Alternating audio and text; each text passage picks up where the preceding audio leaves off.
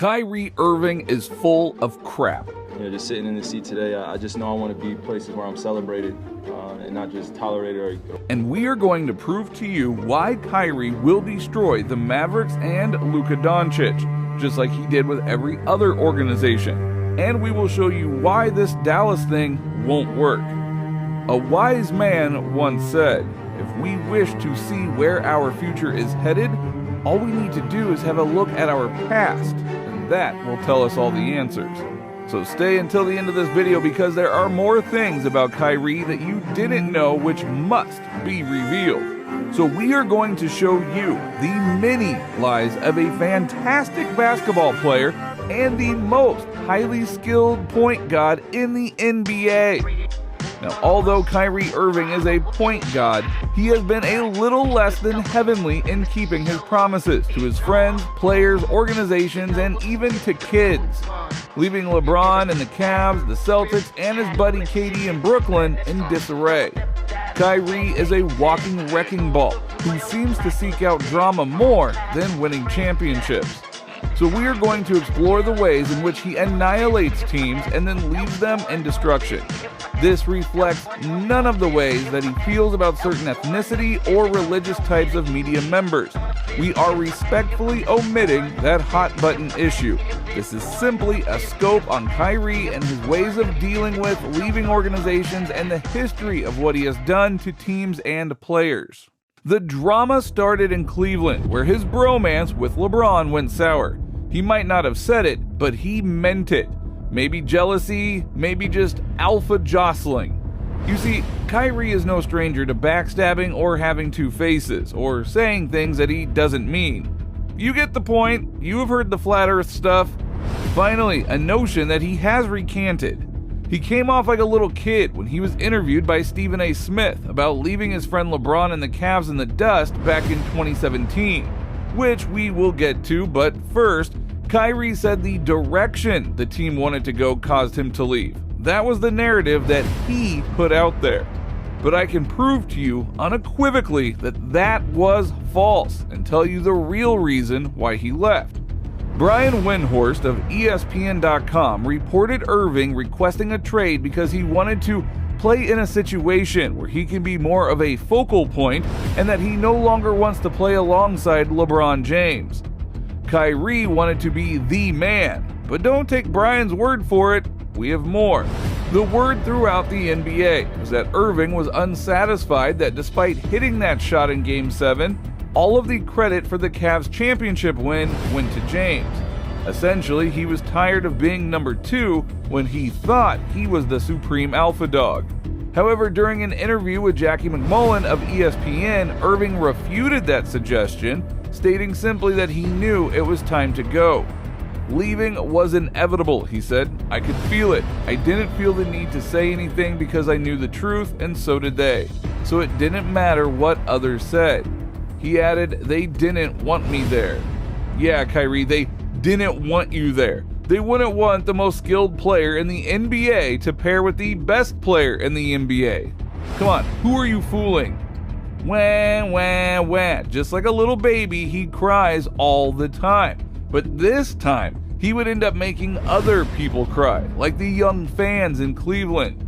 Here we see the scared young Cavs fan asking if Kyrie would up and leave the Cavs like their mighty savior LeBron did. Are you going to leave us like LeBron left us? No, I won't leave. Not leave. It wasn't me, it was you is always a nice breakup excuse that carries very little responsibility. A recurring theme in Irving's professional dealings with colleagues. Making a graceful exit is notoriously difficult, and Kyrie Irving definitely struggled to pull it off. His words attempted to assure us he wanted what was best for all involved parties, yet his actions spoke much louder than any of the excuses in an attempt to cover up his desire to leave Cleveland behind him. This is what he said when asked by Stephen A. about whether he talked to LeBron about leaving Cleveland. The representatives met with ownership and let them know that you wanted out? No. Why not? Why would I have to? Just look at the passive-aggressive stance he has and how he answered this question. Not exactly a friendly way to answer. You don't need to be a body language expert to see how he really felt. Does that look like a guy who respects and likes LeBron James? In fact, it was you, Kyrie, that wanted to be the #1 star at the moment, the standout. And there is nothing wrong with that, other than the mere fact that you couldn't just say it. Your truth wouldn't look petty, but this does. Kyrie decided to move on to the Boston Celtics, where he would essentially be a clear #1 option. You left your ball buddy LeBron back in Cleveland high and dry so that you could go to B-Town and be the egotistic Superman donning a green cape. The center of attention. You see, it's all about Kyrie all the time. He didn't want to be around LeBron and play second fiddle. He's not your Robin to your Batman sort of guy. So let's look at what really happened in Boston and how that ended up. So saddle up for some fun, but make sure to like the video first and subscribe if you like what we do, as it will allow us to get this video to like-minded basketball fanatics like yourself. We like to treat our fans better than Kyrie does. And speaking of help, Kyrie didn't want it in Boston. He wanted to carry the team on his back. And after a while of not winning the championship, 2 years to be exact, it got tiring, and with some injuries, he didn't make it back to the finals. And then, like in Cleveland, surprise, surprise, he requested a trade once again. This time stating a heartfelt reason. It was his grandfather's passing, and he wanted to be close to home in New Jersey. Okay, cool. We can level with that. We understand humanity. We understand grief and family and love. But we will talk about whether that was really true or not later in this video. In a moment of grandeur and good feeling, Kyrie stated that he would like to be back in Boston. Well, he made many promises to the Boston organization, and one of these was public, unlike the one he gave LeBron in private. So let's take a look. You guys will have me back. I plan on re-signing here next year. Boom! And look at Al Horford. Even he knew Kyrie was full of green bull dung. Well, we all know how that turned out. Kyrie didn't stay. And all those fans, well, they were lied to in public. Not the luck a four-leaf clover would yield exactly. And this started a hatred affair, because we know how those Boston fans are. He went to Brooklyn, as we mentioned, before leaving another organization in shambles. Now that Kyrie was close to family and home, everything was going to be all right. Right? Well, that's great that he was close to home, but he shattered the narrative of him wanting to be in a situation of him being the leader and #1 option. We see all the lies piling up. So what could possibly go wrong in Brooklyn? Well, everything. His time in Brooklyn featured 2 first-round losses in the playoffs and many more issues on and off of the court, ranging from taking time away from the game for curious reasons, to not agreeing to take the jabby jab, to family time and political stances on issues, and of course, the Jewish media comments. Now, we won't get into any of that, but what we can say is that there was no winning in Brooklyn going on, and Kyrie was barely showing up. Kyrie was the catalyst of many problems, including James Harden being traded and an unhappy Kevin Durant. Kevin Durant in Brooklyn had the utmost trust in his friend Kyrie to stay there and stick it out, no matter what, to try and win a title. But remember, Kyrie wanting to be close to home to play in front of his family, that kind of went out the door when, yeah, you guessed it, he requested a trade again, this time to the Dallas Mavericks. From a basketball standpoint, do you think Luka and Kyrie will work? If you don't mind telling us in the comments, I would love to hear it. Let's just say NBA Gems doesn't see this working at all. Dallas had to part ways with Dorian Finney-Smith, a lockdown defender that would guard the other team's best player and a very talented scorer in Spencer Dinwiddie. The Mavs don't exactly have championship pedigree anymore, with Powell at center and Bullock and Tim Hardaway Jr. on the wings. When Kyrie landed in Brooklyn, we knew it wouldn't work. Too many egos.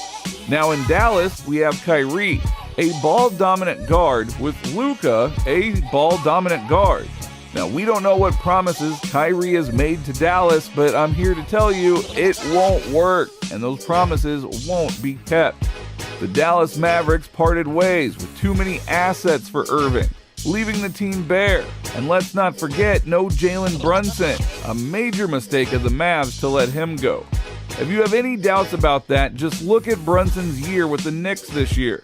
Yet when we look at Kyrie's history with organizations, we can see the biggest mistake here was the Mavericks' trust in Kyrie.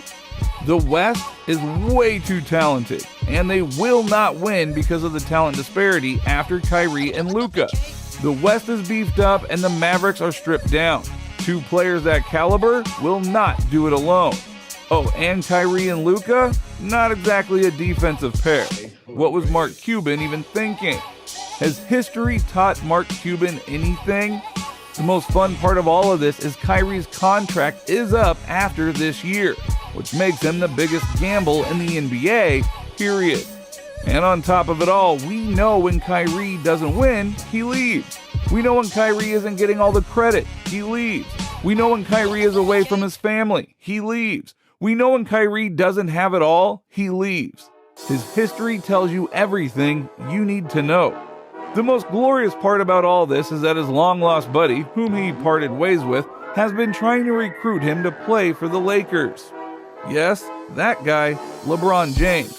And if you really think Kyrie is going to want to stay in Dallas losing, then you have it all wrong. Because at the very heart of things, Kyrie does want to win.